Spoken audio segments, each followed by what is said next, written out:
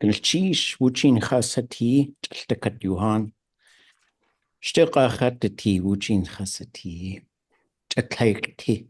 Ḳusaxan. Ḳanachawi adati ʼatánk. Wal wutua weyuch ʼatánk. Wal ḳaan atuyeyeti. Wal ḳusaxan atuyeyetitsa. Jan qa ayirse usti. Dasa wutusuku adatawe. Atiawene qa ḳusaxan ʼatláa'n. Wooch ichtashi. Ye awek eka adatawe ʼatánk. Hajago qaaqon. Ade ayay adisqnugu ya qa adisa awtlatu. Shedeheni Ade awe awtlatu. Chutlekone ayayuqakwatan. Kwaltlkaden khosaku ade yuyaqwaqaya. Yuqatangi. Has ausaku dasa tuasaku. Yayawaqayi. Qa yuqatangi. Has tuqenach has qewatan. Ajawe tuasaku yisaku. Kleinach ye ute. Chatlaik owe ohan. Chatlaik hakukwati. Ye awe one qanins. Utusatin has to toasaku. Hasakawa usi. Chaltakhatat. Yatlatkika. Yatlesh has to yak uti. Ohan qoa. Gwal. Utusatin we sit. Konachawe koneye kugeye. Aka akhusha. Kaye kuge ka akhusha. Ajawe wutusakut tagudachaya tagu. Yak wutian. Yak yati. Kachatlaich. Yak kwati. Aka awe ho akleidihin. Ḳaalḳáawu aka kwati. Chatlaich. Ḳukahaa stilingit. Ye awe we itikakaya khonuk. Wasa Tlitsino ʻatudawatidu yuqatangitin. Wegao, tlku arch, tlaek, tlasa awa arch. Aqa awe du yuqatangi. Ya steutin yudu asak, Kathy ready. Like haqinach. Ya du inawe yuqakwatan. Dasa hatuasagu, adat yuqewatani. Ḳaalḳáawu. Ḳukahaa akaushikit. Diwakshi awasnei. Aqa awe qone yuqewatan. Latseen dain. Chutle awab hanaqwugudi. Wasaqtu wunik. Hatuasagut suduqet katushhiti. An katush hit attin. Aqa awe dakwudzikit. Wan qanins we tlach yendishani dakuski di itr.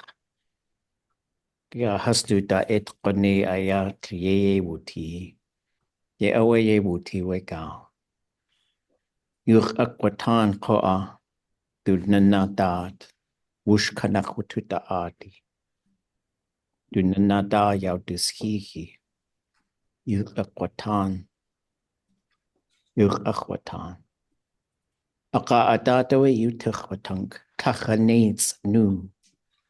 Joya ҭаханеиҵ nu. Yidaye yetia yidat Johan. Yewe tuati.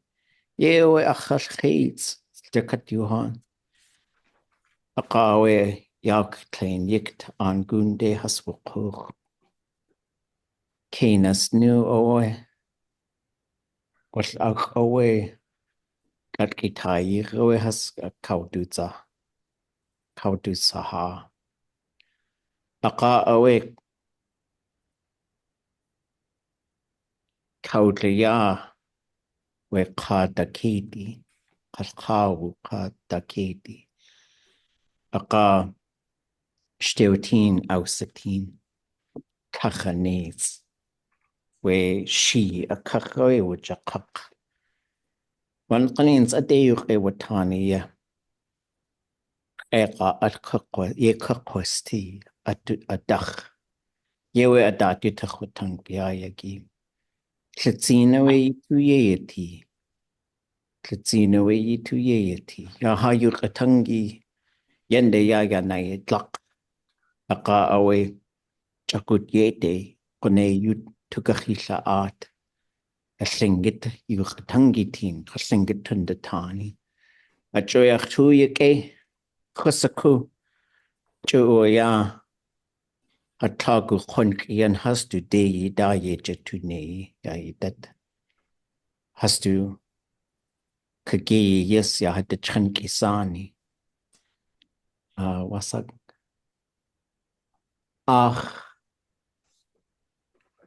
Kaya gachtu goed. Akar. Yende gakwati has to day. Ye awa haye jene the katuhan. Tadata tinaksa yeti. Gal atshukka.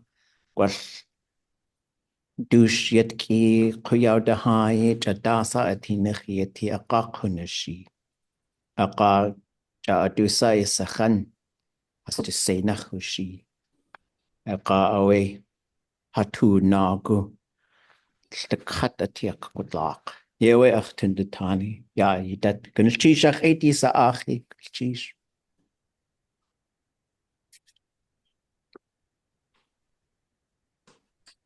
To I guess a good thing get renach yuretani. Kekwake. Wooching a kagachtunik.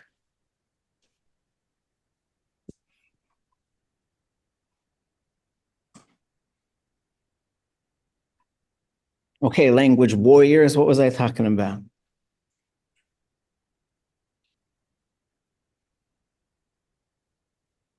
Or the trip to Angoon and about. Well, someone went to Angu. Yeah.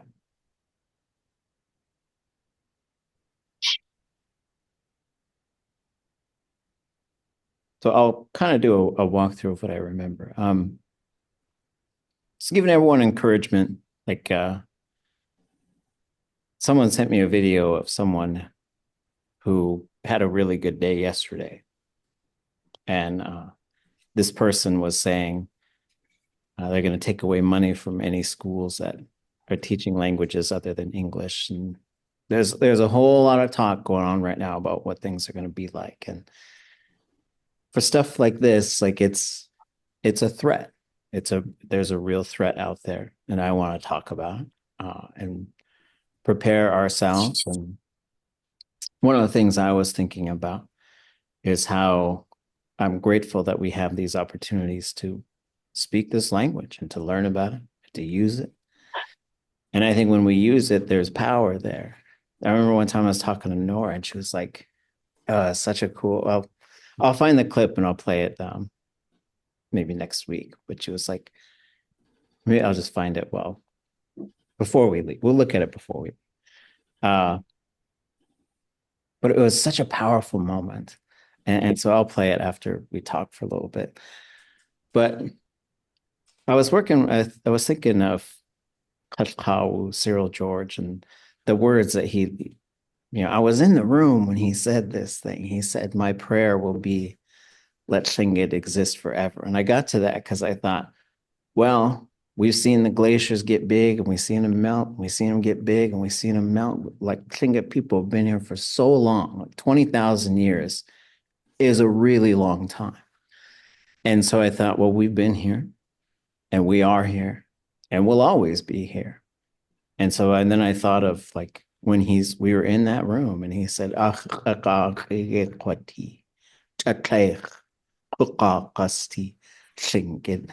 and when I was like, I remember like his bracelets and his watch, like kind of banging on the table a little bit, and just how he clenched his fist when he said that. And it was so powerful. And just to know like what he said in that moment. And there was a lot of stuff I didn't fully understand when he was talking. And then I worked on it later and got a lot of help from Ḳukahaa, Marsha Hodge, and Ḳukahaa, Fred White. But I thought about those words because it's a language of love and respect. I think unity is a really big thing for us right now. And then I was thinking, so when we recorded Cyril George, I think it was 92. And he said, no one's ever recorded me like just telling stories and Tlingit. And he was kind of nervous about it. And at that time, he couldn't hear anything. Like I remember one time he came to my class, and this, I think it was upstairs. And I drove him home and he would ask me a question and I would just yell as loud as I could. Just yell. And we're in a little car. And then I could tell he couldn't hear me. He would just, and I wish that I had written on a piece of paper, just talk, just speak, just do what, but he was so happy to come and visit with us and to spend time. And so Shteo teen Kathy Ruddy was the one who helped arrange the meeting. We met at Sealaska Heritage Institute. Here's a couple of videos. There's a friend of mine named Zach Jones who worked in the office next door. There's like a window.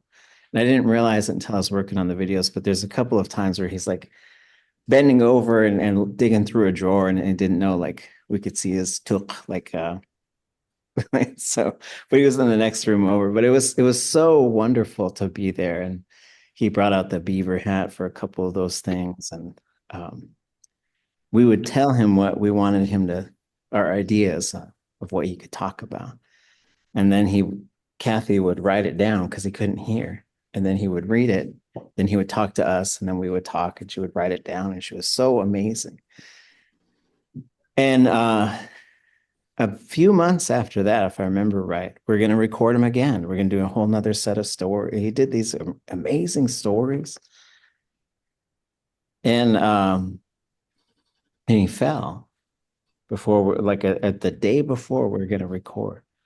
And so sometimes when people are that elderly and they fall, like their body just starts to kind of shut down. And that is what happened. And so it was quite a moment. And at his funeral, I remember talking and I was saying,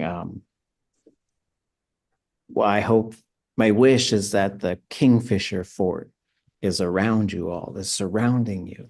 And that's what I was saying to you all, is that it's like this fort. And so we had this fort called Ḳeixwnéi. It was along the Chilkat River. And it's a powerful thing for us. And so when I remember I was on my way to the funeral and I was like, what am I going to say? And then that thought came. And so I talked about that ʼatudli.átk. And then I translated it. And they took his body to Angoon. And I think he was buried in Ḳeixwnéi. And when they lowered his coffin, it's very somber. And Kathy looked up and she saw this tree in the distance, and there was a kingfisher on the branch.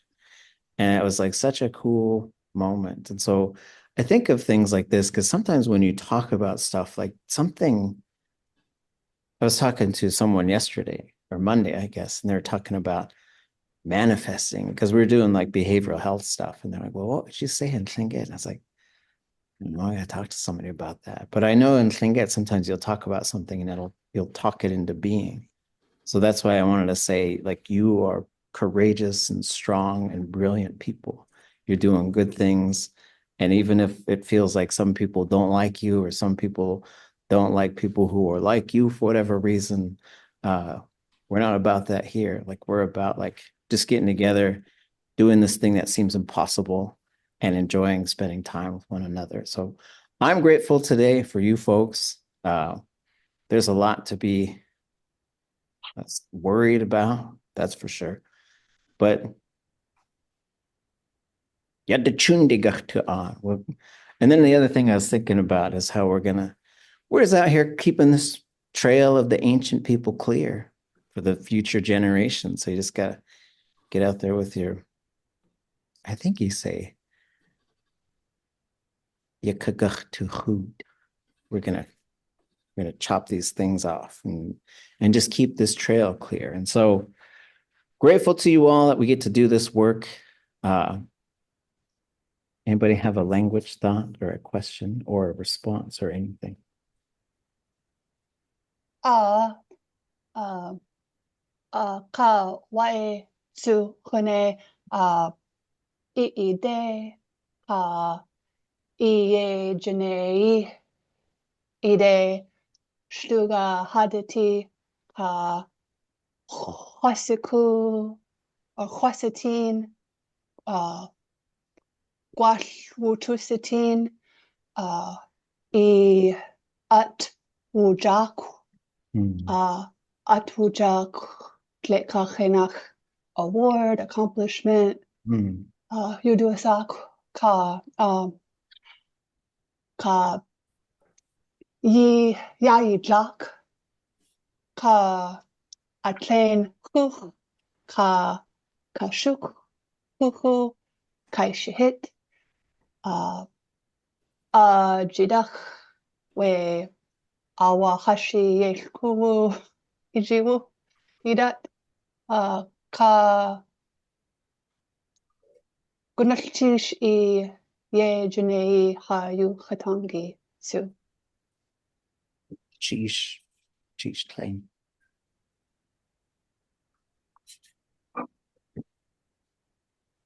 Patsu Ḳukahaa Tlachmasa Iidesh Bugacheptiti Ejeni Ka Iyukatungi Tsu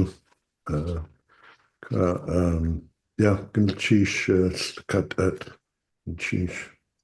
Cheesh. Patsu ḥusax gonalchish ijanea kunachyak tlachmasa wa etsa we tikis kanadai yachyati tunachya gwadahatlit ko hasa yuch adangi ye nagatin.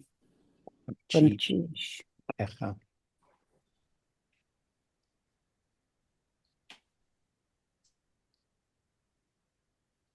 Katsu, I'll just say what I said previously, but in Tlingit, Nistot, Ātū Wuni, Kahit,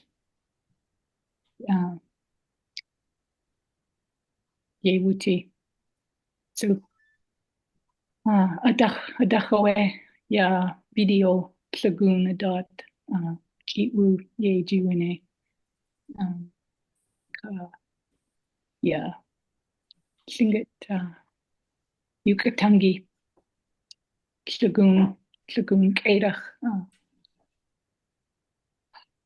Ach eat Wudishi, Eva, Cheesh, Gunalchish, what so, Ye, Ye Jene.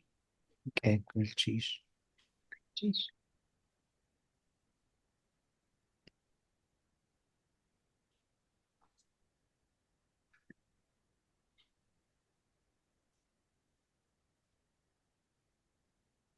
We'll watch the first few minutes of this video. If you got 2 hours of your life to spare, I made a video about, well, I guess it's a movie about Nora Marks Dowenhauer and Richard Dowenhauer. And I'll tell you a little bit of backstory because some folks who maybe they'll be working on Tlingit 20, 30, 40 years from now, I really want them to know about Ḳeixwnéi and Ḥusax. I've done a lot with Tlingit, but it's because I was able to stand on this mountain that they built. They taught me a lot about Tlingit. They were so fun. I think he used to hang out in his office. This is my assumption. And then she would be sitting downstairs. And I know this because I would call them on the phone and they had a landline. And they would both pick up. And so they must have been in separate spaces. And then I would just chat with them. It was so much fun.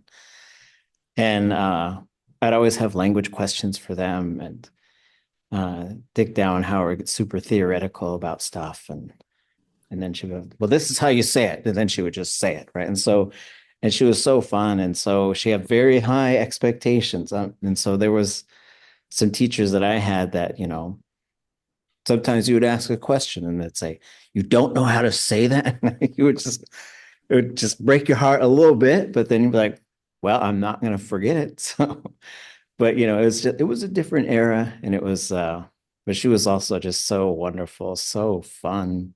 She wrote a poem one time because we were having a language immersion out at Chilkoot, and we had a lot of food stored in these garbage cans that were sitting in a hole. So there was like a covered like walkway, dock porch type of thing, and it goes over the river. And then they cut a big hole in it, and you could put a garbage can in there and put bungee cords over it so that the lid would stay closed. Well, the Ďatsi had a different idea, which was, well, I could just open this and eat the orange juice and eat and just like took big bite of the orange juice jug and just drank it all. And then the eggs were like sometimes you get them in like these little pallets. It's like a little stack of a lot of eggs, and just crushed it and then just licked all the way around it. I imagine, because we just saw the aftermath. And so she wrote a poem about that. Ruth Demmert was there and wrote this funny skit about, I think it had this translated about the bear and the weather, it's called The Barometer. And anyways, so I did a lot of work with them. And then I got a grant, and before I went after this grant, I just sat down with them and had tea, and I said, can I make a movie about you two? Because someone needs to know all this work that you did, like all these books, all this other stuff. I know there's tons of notes and tons of work that went on behind it. And they said, sure, go ahead. And so I wrote a grant, and I got funding from the Alaska Humanities Forum, which was wonderful, the Rasmussen Foundation, which was fabulous. But there was some like big mix up, and it took 6 months or so to finally get the money and start the project. And UAS kicked in a whole bunch of money to buy film equipment. And I reached out and I said, okay, I'm finally ready. And then Richard Downhauer sent me this letter. He's like, well, you can see this letter. I've been trying to figure out how to write it. And it says, I've been diagnosed with cancer and I have less than a year to live. And I said, well, I'm so sorry. We don't have to do this at all. But maybe it'll be a nice distraction. And maybe it'll be, just think about what you want to do. I'm good with whatever. I love you and I care about you. And he said, yeah, let's, and then he thought about it for a while. He's like, yeah, go ahead. So Shteoteen, Kathy Reddy, again, coordinated all these meetings, and I had one sit down with Richard and Nora Downhauer. And I filmed this. We talked for a couple of hours. We're all nervous, scared. We didn't know what was going to happen. We knew it was going to happen. But we just we didn't know how to start. And I just said, tell me where you got started. And then I said, tell me about like what it was like documenting the language. And then I said, tell me some funny story. Because there were a lot of tears. There were a lot of, we all knew what was coming. There was a moment where Keishi, Bessie Cooley, came down to visit Nora after Richard was gone, because we had this one film session and he was gone a couple months later, just like that. And so, it was emotional to work on this because he was, but also during the process of working on this, I was able to say to both of them, I appreciate you so much. And I want to be like you. I want to figure out how I'm going to do that. And it was so fun. And so we'll just watch just the beginning. I'll put the link in the chat. You could watch it on your own if you want. But there's just some things she says about Tlingit that I think are important. And it's in English. Most of the thing was in English. And so here it is. I don't know what this means. I'll just allow it.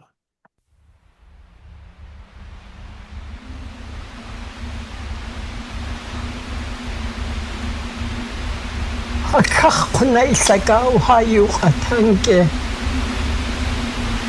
Ḥukahaa really fight for it. Hesta sayakku Ḳaalḥáawu ʼatánk.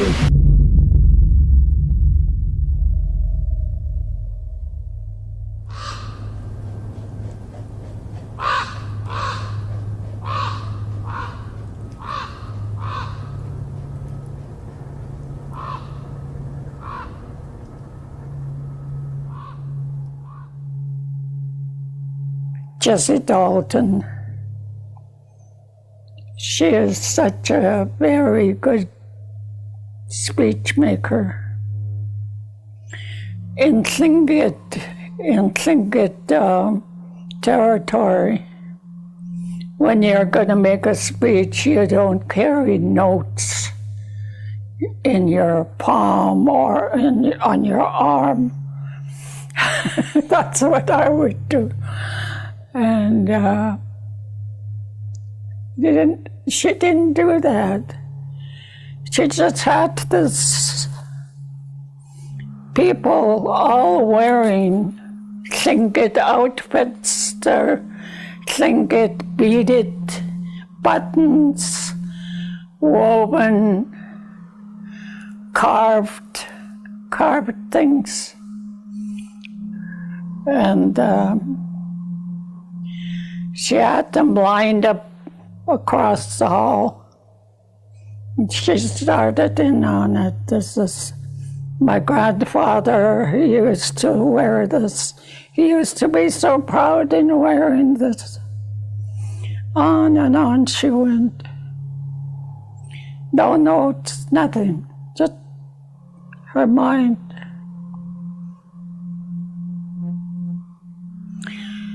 And that was really tough because I have never considered poetry or speech. And there I was trying to struggle with it. But I went to see Dick Downhour. I told him I don't know if I can do it. He said, of course you can. Doesn't believe in giving up. And we went on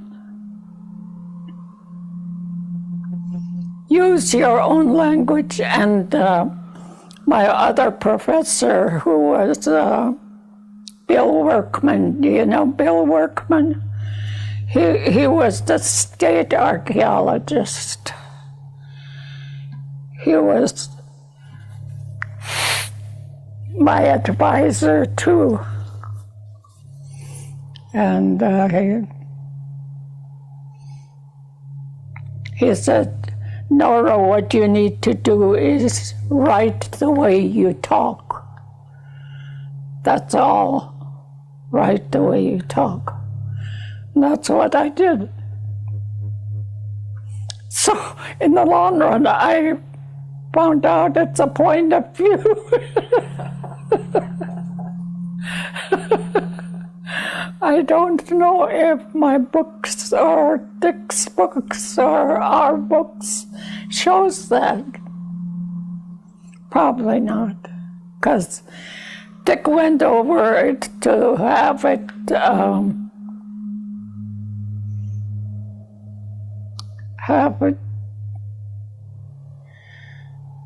presentable to the college group and also the grade group. We considered 5th grade to be the level, and then the high school, and anybody else who wants to read them.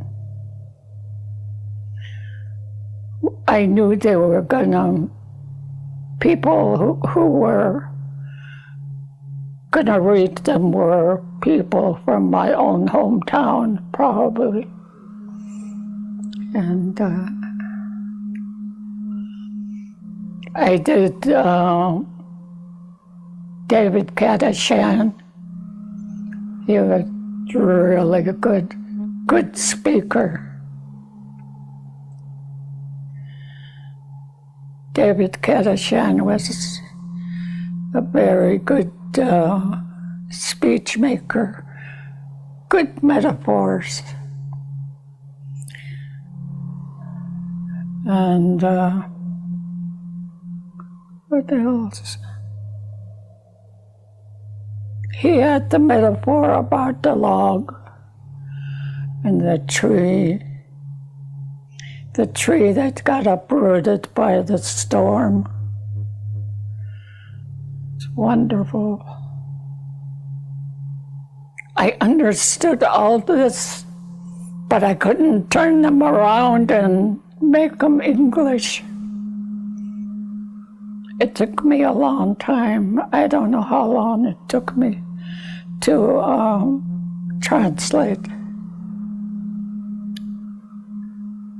Translating is tough, really tough.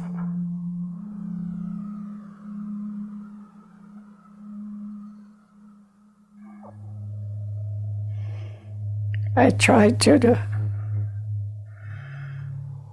translate this and translate that, and then sometimes there would be a flash of understanding, and then it would go away.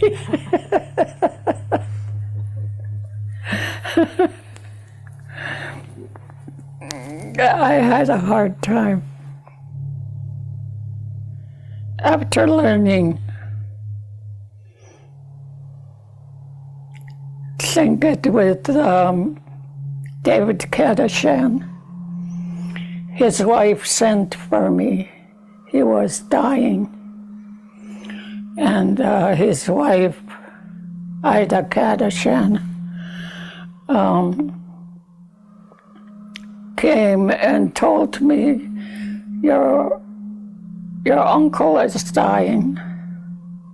He wanted to come. Man, I don't think I packed. I think I just walked with my tape recorder and cassette tapes. I went to see him. He was really ill by that time. But we taped. The power of Tlingit is so wonderful. If it's on your side and if you're gonna do good things with it, I think that's what you need, is to do good things with it.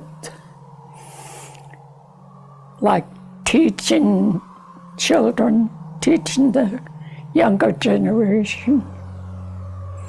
I think we have a blessing of some kind mingling among us to keep going and keep learning and keep teaching. Ḳukahaa.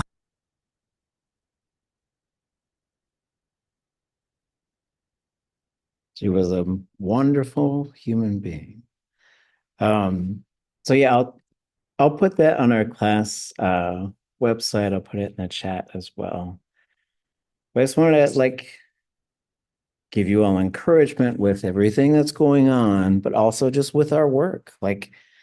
She was going the other way. She was the first one, I think, to fully go the other way. And so there's a long history of folks who do translation. And if you want to see incredible stuff, there's a recording of the totem pole raising in cake.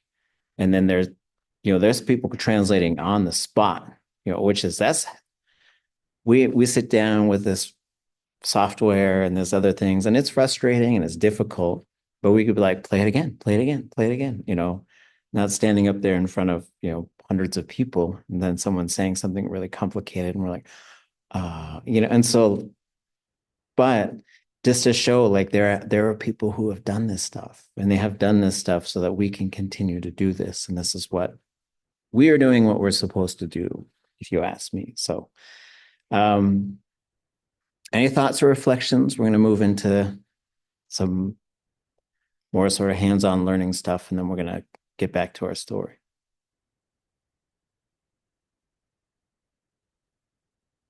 You've got some big shoes to fill. Ydych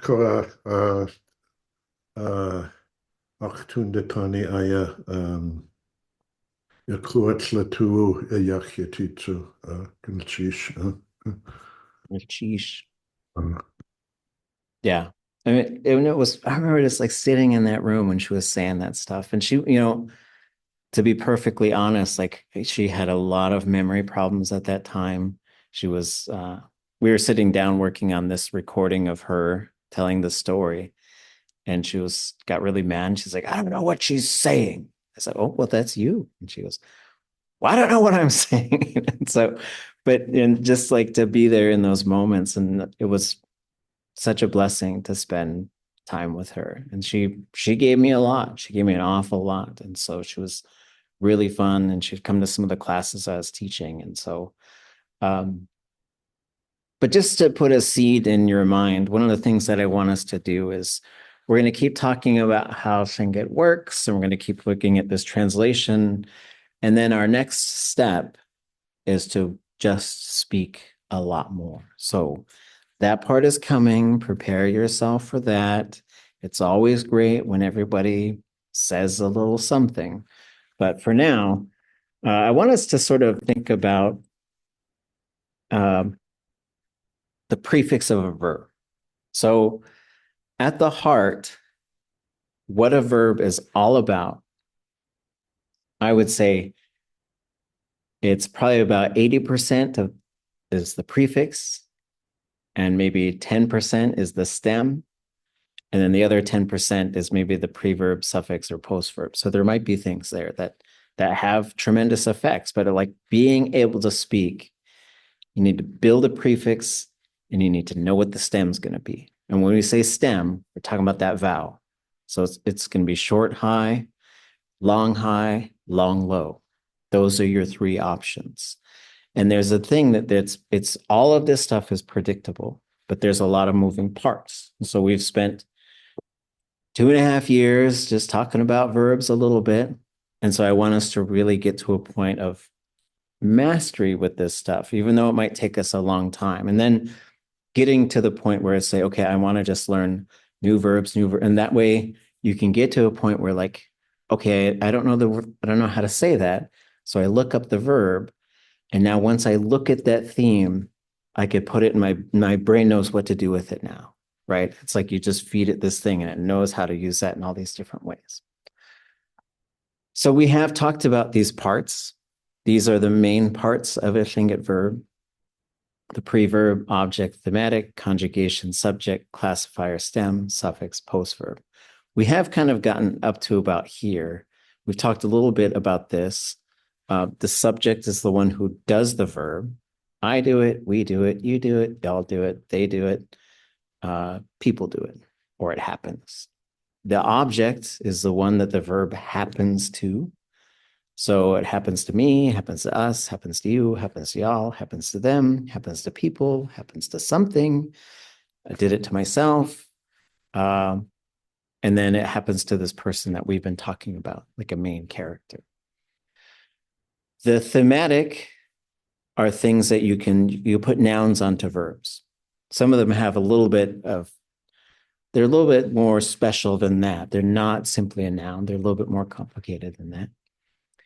And then we're going to get to this conjugation is all about 1, 2, 3, 4 spots where you can activate certain things to put the verb into a mode.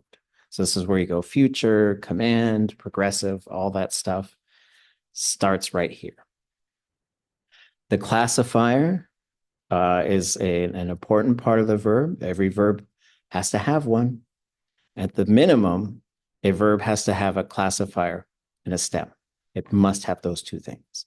The other things can be on there, but they don't have to be on there. But it needs to have a classifier. And we'll go through these one at a time. The stem is the vowel. And when we talk about the stem, sometimes we're saying Stem, as in what is the vowel. So if I say ye na teach, that is a long low. I say yekwati, it's a high, it's a high, long and high. And if I say Ḳeixwnéi ute, it's short and high. So when we learn how to listen for that vowel, t, right? And then we always think about how we speak Tlingit. So we're not saying wasa'i, right? Wasa'i. The suffix, there's a set of suffixes that do jobs. There's post-verb stuff. They're not as common, but I do think it's important to use some of these. Some of these, you can use a suffix, a post-verb, sorry, or you can use the mode. So you can use nooch, or you can say the habitual version of it. Those are essentially the same thing. So going through as we think about this, I've tried some different images over the past. I've tried the switchboard idea, just sort of saying, well, you can activate this thing. There's an object and it says, if we zoom in, it says first person singular. So that's khat. So the object is going to be khat. And then we can go through and say, what other things have a light on? So there's no thematic prefixes here. There is this other thing we haven't even talked about, which we're not going to worry about right now, but there is this other verb component, a prefix to say, I'm doing this for myself. I'm going to cook this for myself. And then we get into the conjugation where you have these three spots. You have ga, the irrealis. You can have zero, qa, or na. And then you can have the perfective mode and the qa mode. Then there's the subject. So in this, we say, oh, this is perfective. This has me as a subject, so khat, and then you are doing it. It's a zero classifier. So with the classifier, you select there's a group that it belongs to, 0, S, L, or SH. It can have this D component activated. So it goes from 0 to da. It goes from si to zi, sh to dli, sh to j. And it could also have an I component. And so the I component usually means the verb has happened or will potentially happen. And so I was trying to mess around and say, well, maybe this helps. So just have a visual to say it's kind of like you're just turning these switches in your brain and you're activating these different parts. But then once you activate them, they have to smoosh together. So that's the part that I want to talk about today. So here's the preverbs. We're going to go through them all just to make sure that and these aren't all of them. These are the most common ones, in my opinion. These are the objects. These are almost all of the object pronouns. These are definitely the ones we'll use the most. These are the most common thematic prefixes. It's probably all of the ones in spots number 1, 3, and 4, and you can have a whole bunch more in spot number 2. This is the conjugation, and we'll talk about, there are 4 spots here. So when we say spots, how many things can there be? It's it's on a wheel, a little combination bike lock. You could lock up the thing, you got to move to the next thing. But one of the things to keep in mind, and we'll talk about this, is this ga cannot appear at the same time as any of these 3 right here. So these ones, they say, I'm here, you guys can't be here. Or I'm here, you guys can't be here. Okay. These ones and these ones can. Those spots 1 and 3 are linked together. You can only have one from those. Here's the subjects. We'll go through those. And so my plan is to keep going through this, keep translating stuff, and then start saying, here's a whole bunch of verbs. Let's just start changing them. Let's start changing them and see how we do on predicting what they're going to be like. This is the classifier. So here is your 4 groups. So 0, S, L, SH.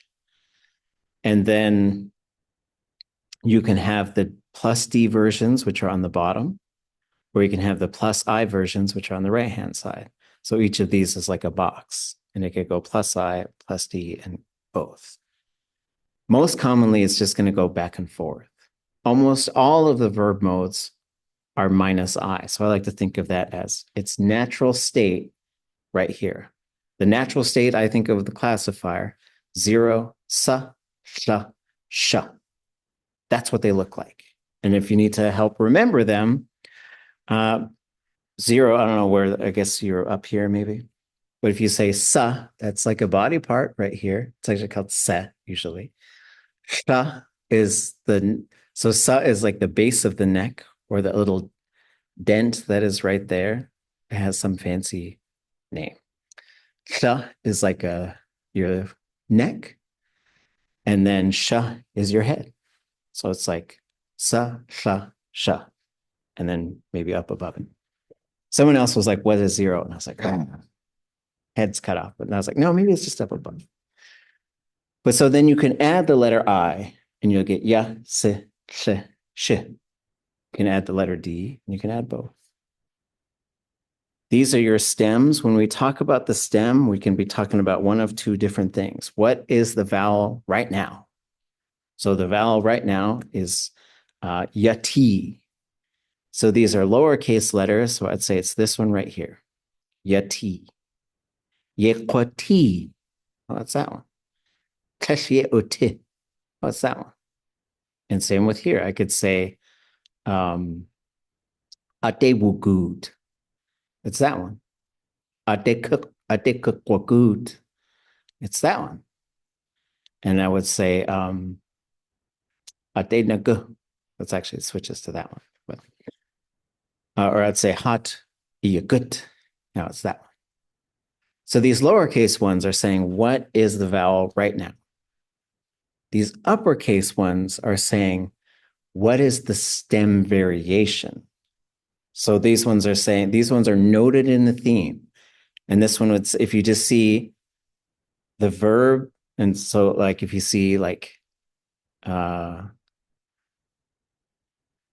X underline AA, to eat, and there's no little H, that means that's an open stem. If you see the little H, like in ta, to sleep, that means it's a fading stem. That means in the repetitive forms, so the habitual or the repetitive, it will stay low. That's your only difference, okay? For these ones, there's 3 options. So it'll be, if it's marked like this, like say it says G-O-O-T, that is a closed stem. But if it's marked high, like SH high tone AAT, or if it ends with an ejective, so there's an apostrophe, it'll also be marked high, like oh, I can't think of one right now.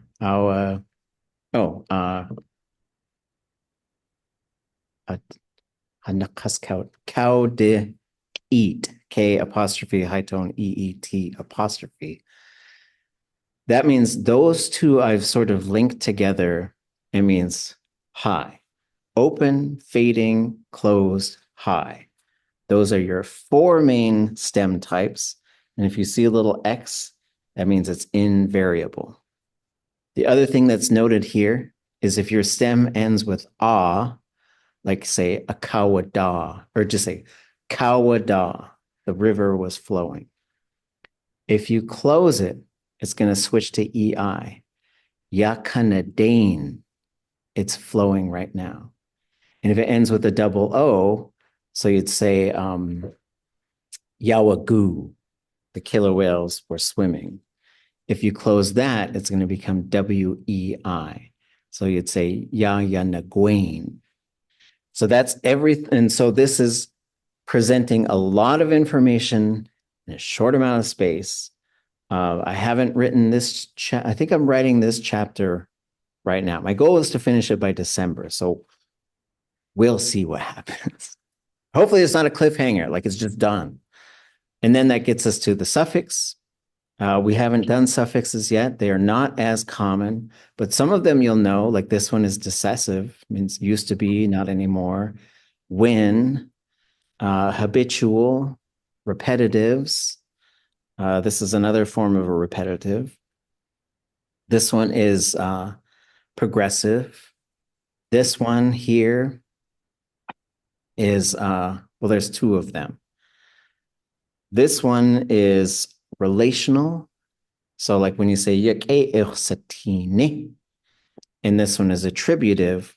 So ʼatudli douche, right?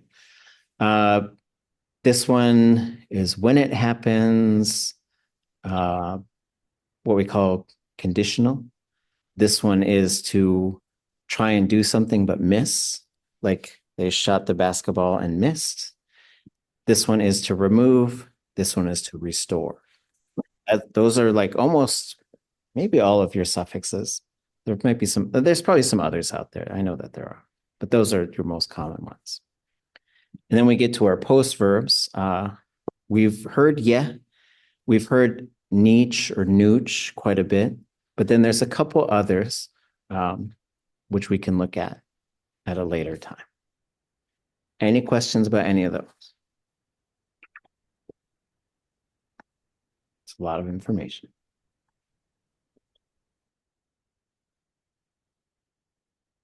So our focus right now is the prefix. Like I want us to really understand verb prefixes. So, because the goal here is to show you all the parts and to say, here's how they come together.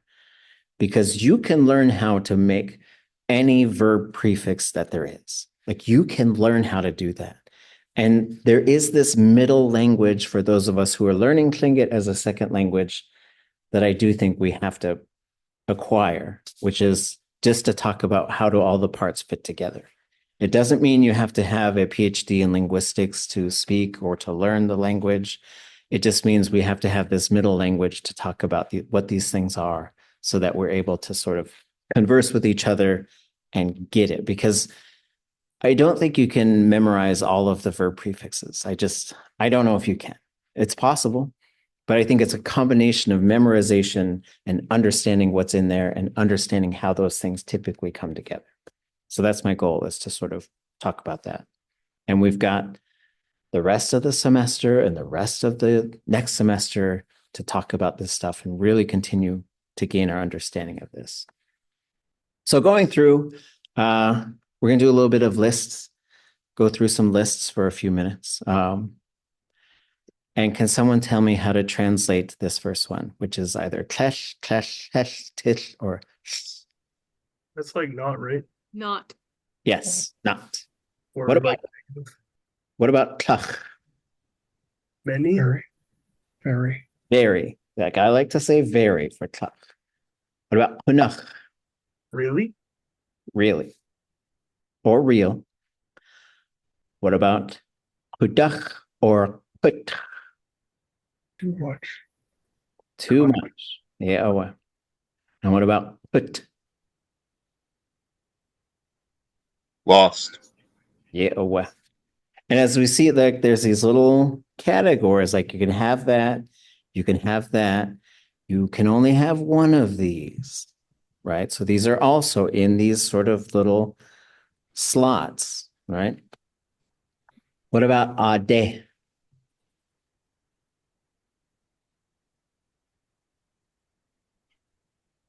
To it, toward it. Towards, yeah, towards it. Yeah, that's great. What about ḳusax, which also could be ḳusax?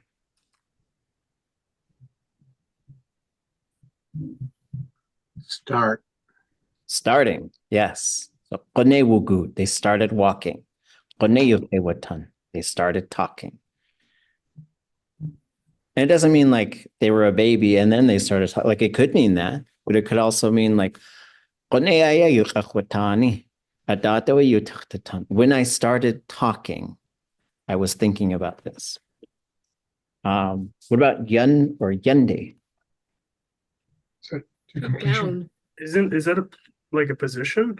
Like above? Well, it can be towards the shore, but in this case, And so there is a directional one that talks about to the shore, sea, but this one is talking about something a little bit different. Means to completion. To completion. Right. Yep. What about ḳusax or ḳuxtay? Returning or back? Yes. And now I have two questions for you. When does it become yende and when does it become ḳuxtay?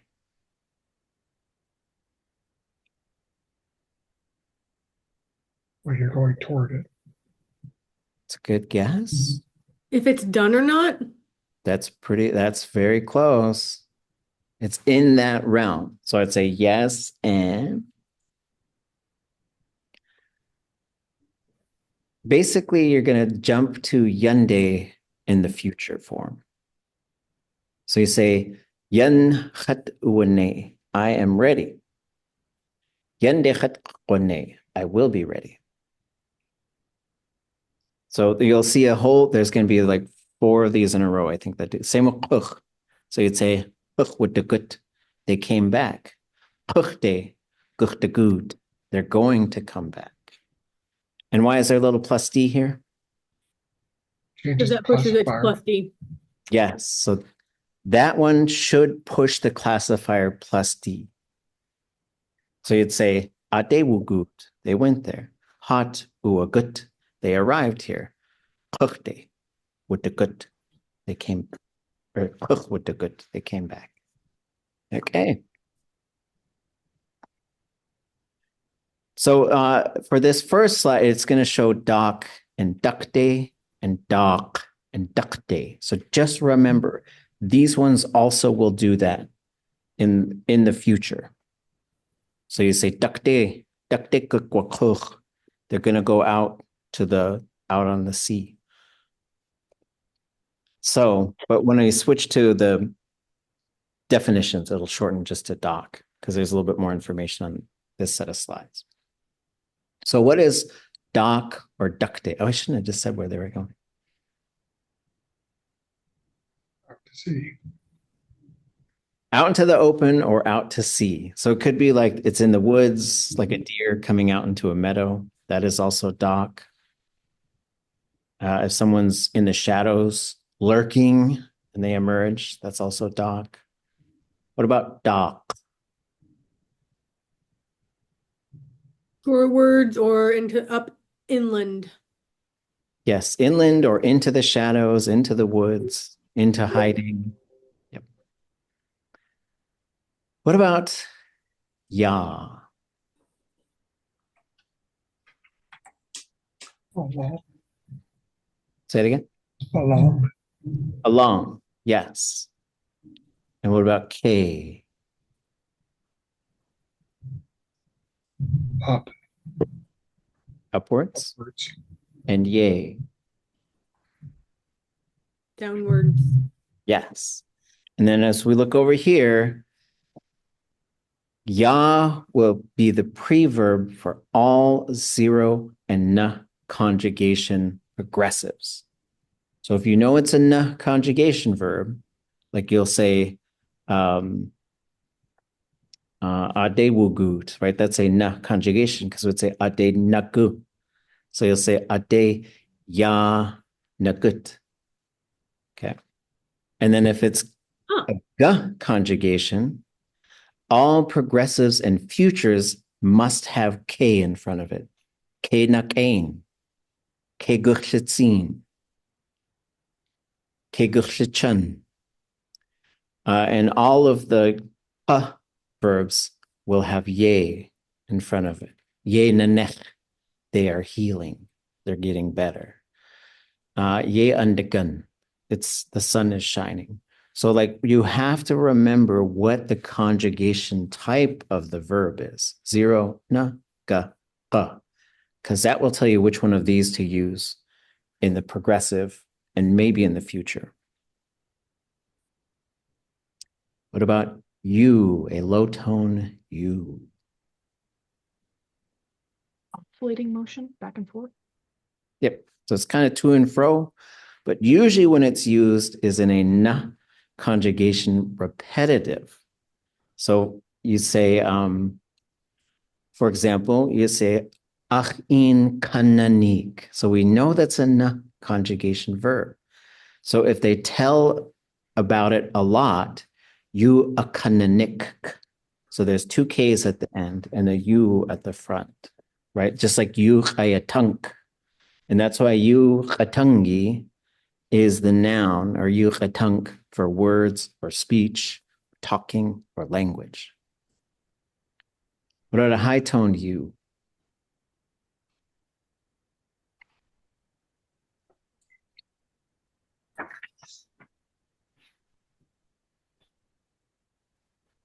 Thus. Thus. That way. Thus. What about a high-toned yay?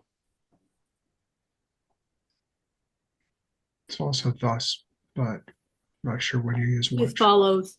Yes. So ʼxusax, you ʼatúaxáq, ye ʼatúaxáq ʼxusax. That's the whole sort of key to it. The specific thing that's being said, does it come right before the verb? It'll be you. Does it come either way before or sometime after? It'll be ye. I think it just keeps track of that stuff. But that's the whole difference between you do a sock and ye do a sock. What about chush?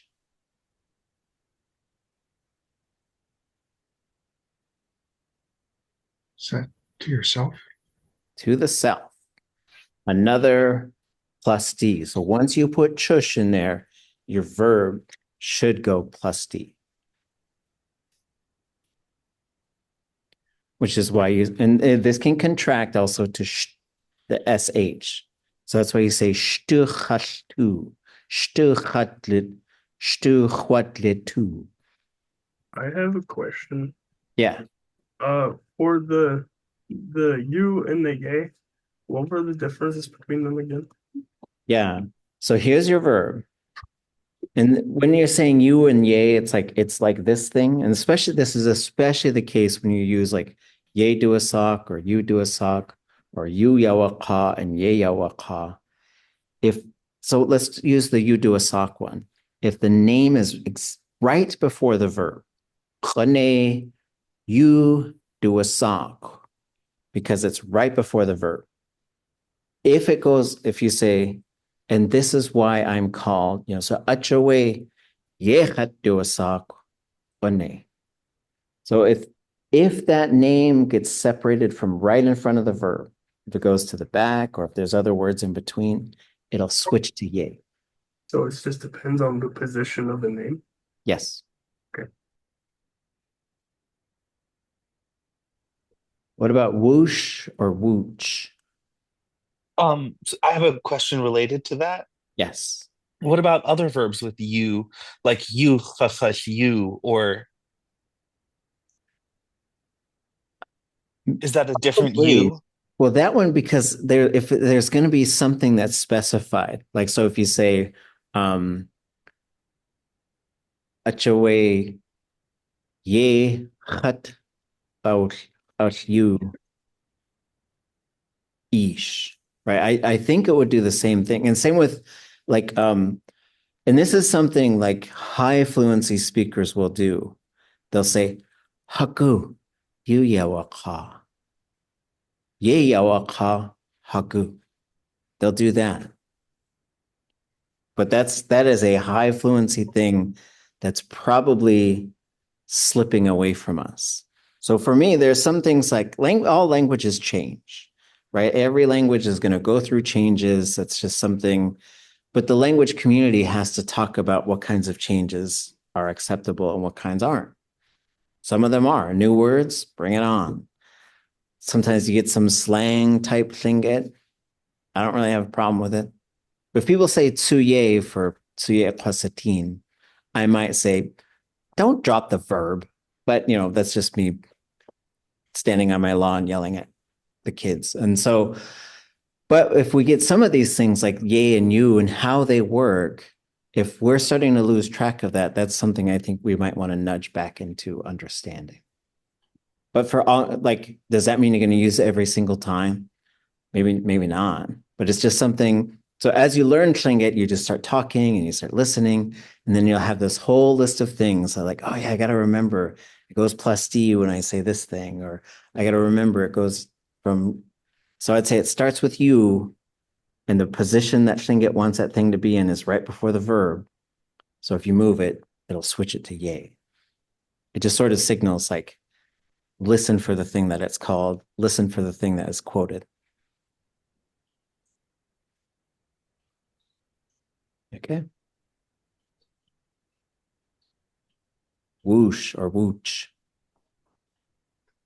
Each other. Yes, to each other. So this is, again, going to push it plus D. We saw each other.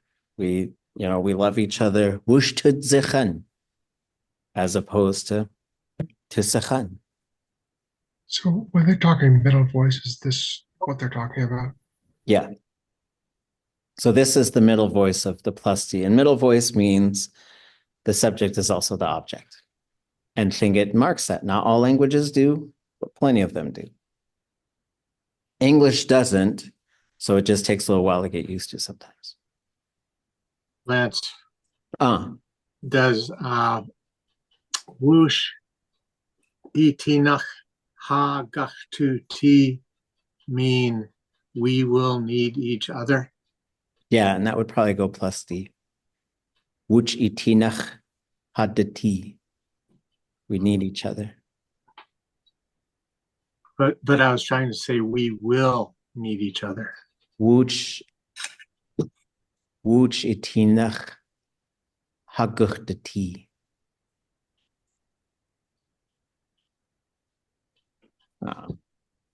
We'll put it right on the slide.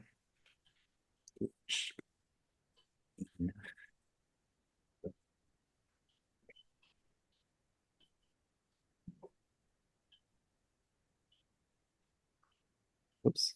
Oh, I see what happened.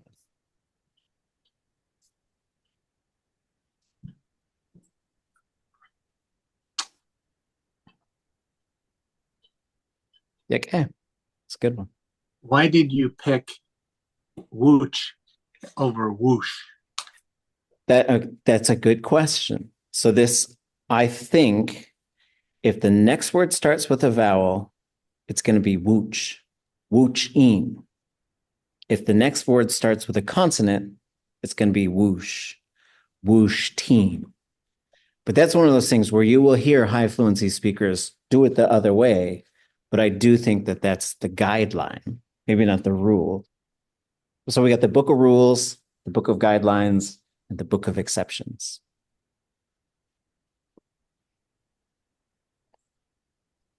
What about has?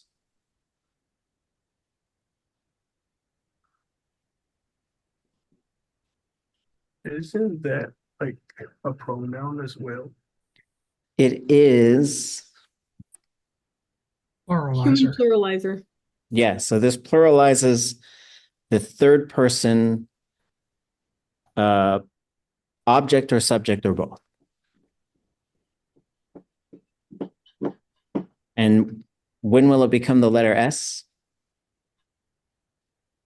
Optional. When the speaker feels like it. Yeah, but there's a little bit of a rule to this one. Because I don't think you could say ʻxusaxu. Also a vowel thing? Yes, you could say ʻxusaxu, yeah. So if there's a vowel before it, you have the option of contracting that to the letter S. ʻAdesqnuku, yeah. How they behaved. Or how they behave, I guess. What about dakh or daqa? This is our last one on our list. Dakh or daqa. The non-human pluralizer and distributor. Yes. So this can signal one of two things. It seems like they're either non-human or it is plural, but they're doing it differently. So they all walked in different directions. In that case, I don't think you would need to pluralize the motion verb. So you'd say, adakhwugud, one person left.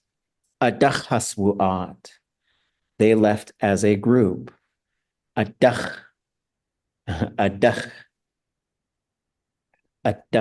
dakagud, they went in different directions. I think it works. And so this is one, I think, keep an eye on it. And some of these things are like core concepts. You need to know this. Others are sort of like, just keep an eye on that and build it into your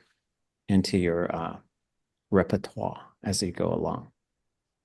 Yeah, Ḳukahaa, I think we talked about this before, but to me, the daga is kind of more distributive, and the dach can just be a plural, inland anyways.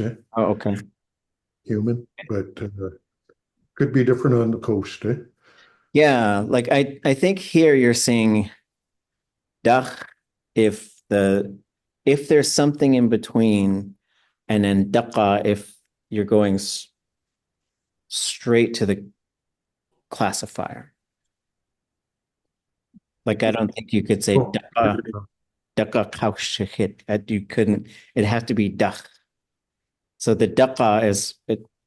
Yeah, and this is one of those realms. This is another one of those things that has yet to be thoroughly studied. So with a lot of these things, we're going to have a bunch of theories about them, and it's totally fine. Like someone got mad at me one time and said, "You can't guess in Tlingit." I was like, "Well, I can guess when I'm learning because I have to, because you have to take a guess and just say, this is how I know it. And don't be surprised if I learn it differently later or you learn it differently later. It doesn't mean anybody had anything wrong. It's like there's so much to figure out that we're like, yeah, it's probably this thing and that thing." And those are really neat conversations to have, I think. Sure. Yeah. Okay. That's our big list building for today. We will come back and we'll do these thematics next week. And then that will get us, I keep saying we're getting to here. So maybe actually we'll jump ahead since we just have 5 minutes left. I know we still have our story to get to, but it's been a day. So you have these 4 spots. So within these 4 spots, you have ga, ba, na, y, and qa. There's also 0, but there's nothing there. So I didn't put it on the list to the right. So what I want us to just know, there's a couple things I really want us to know when it comes to these. One is there's certain combinations that you use to put it in. This is how you put a verb into a mode. You want future, you want this one, that one, and this one. That's how you get a future every time. Every future verb will have those 3 things. It is absolutely non-negotiable and it is absolutely predictable. But those combinations will get you long prefixes, right? Like guchta and guchsa and gachtu, those types of things. But they're also very predictable. Like the future, you can look at those prefixes and those are the easiest ones to predict, I think. The other thing, ga, qa, and na, those 3, this one, this one, this one, are the true conjugation prefixes, meaning they are linked to the conjugation type of the verb. So when you say the command form, you say, egake, be good. That's this ga right here. You'll say, ha, eat it. That's this 0 right there. You'll say, qanu, sit down. That's this qa right there. And you'll say, nata, go to sleep. It's this na right here. The other things you have to remember to start doing some of the more advanced modes, like a potential, you have to remember that the ga is the only one that comes before the irialis. Every other one is after it. This is important. It's important. You can only have this, has this blue arrow because it's saying like well, I guess this is saying, what am I trying to say? Oh, I know. So the g and the n, this one and this one are the only ones that have a separate job. So this g says, I pop up for g conjugation verbs, command forms, hortative, conditional, potential. I'm going to pop up for those. This one says, I will do that for g conjugation verbs, but I am also always in the future. And the n has a similar thing. It says, I will pop up there for these n conjugation verbs, but I'm also in every single progressive. So that's why you say, ya anasquain, ya yanagwain, ya nagut, because of that na right there. Any questions about that stuff? I know it's a lot.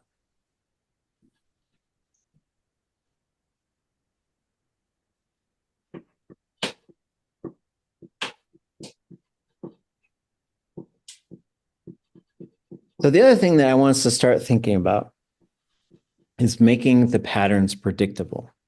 So when the g will contract very regularly.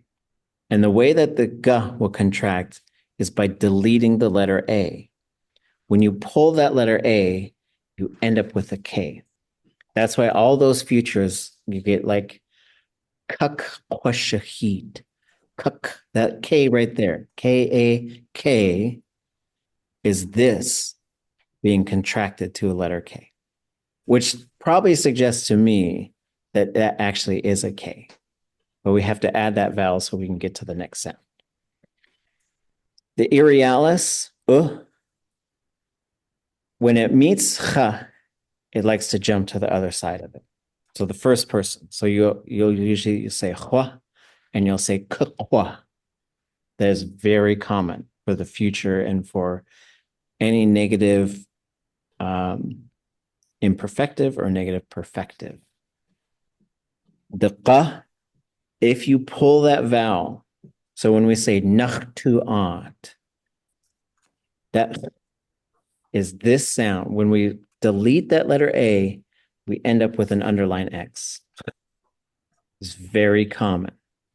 That's same thing with gáhtú'át, náhtú'át. That sound is this right here, which in both of those cases is this prefix right here. If qa meets ха, you end up with ha. Adekhagut, let me go there. Ātkhahaa, let me eat something. Right? Adakhnakagut, let me get out of here. So all those hortatives, there, a lot of them are going to end up with ha. And then the perfective has a couple of different sort of rules that I want to talk about, and then we'll be done. It also jumps over the ha. So usually it stays in its regular spot, but that's the one. These are the ones that jump over. So you'll say ḥwagut, ḥwasatín. That's the whole reason why you say it, is because that perfective marker is jumping over. When you have I, you can have yi or iya, and that depends on the conjugation type. So the zero conjugation, like iachke, iachage, right? Those are zero conjugation verbs. All the others will be yi. Adeyigut, right? Yit ketenke yita. And this gets us to our inland variation. If you have vowel W, consonant vowel, and this will be the classifier right here, that's when you can switch to an M. And that vowel can be before. So you could, so you could say,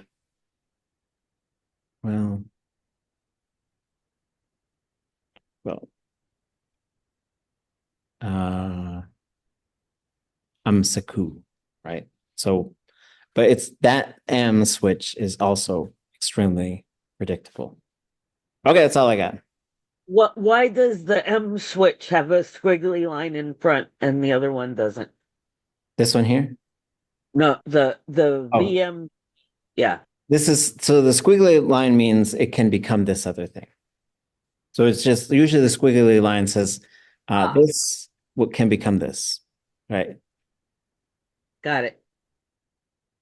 So I guess that's showing like a transformation.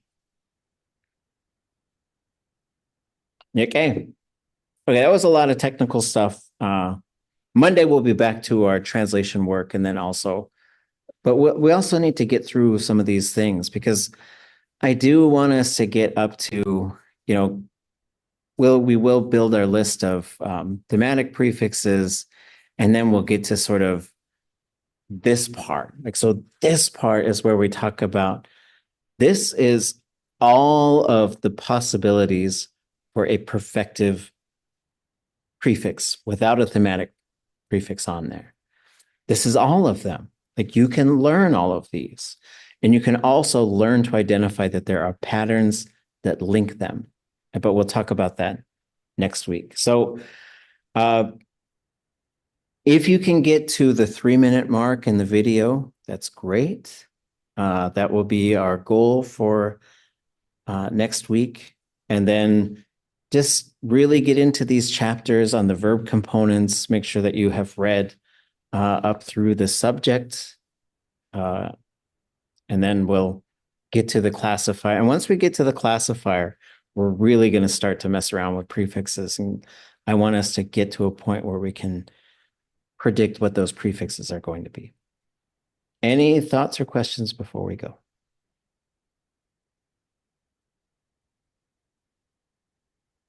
Okay. Gonna cheesh. Yes. Sheesh. Gonna